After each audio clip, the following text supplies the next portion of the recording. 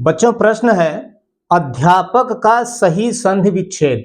अध्यापक का सही संधि विच्छेद है। प्रश्न पूछ रहा है कि इन विकल्पों में अध्यापक का सही संधि विच्छेद किस विकल्प में है।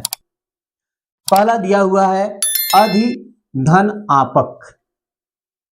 यह गलत है। क्यों गलत है?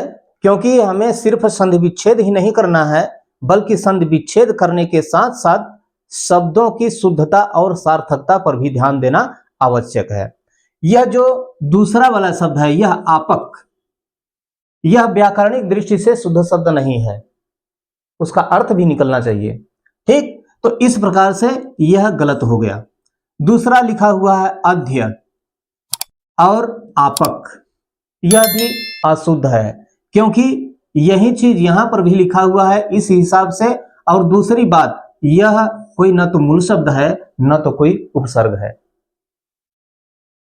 तीसरा सी वाला लिखा हुआ है अध्या धन पक, यह भी अशुद्ध है, इसका भी कोई अर्थ नहीं निकलता, इसका भी कोई अर्थ नहीं निकलता। तब शुद्ध कौन सा है? सही संधि विच्छेद कौन सा है? अधि धन आप धन अक, यह सही इसका संधि विच्छेद है।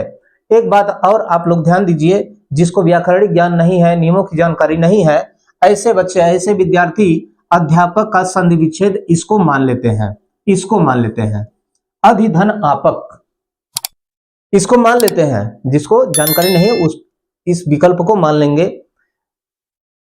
जबकि इसका सही संधि विच्छेद यह कैसे है। यहां पर देखिए अधि उपसर्ग है, आप मूल शब्द है और अक प्रत्यय है।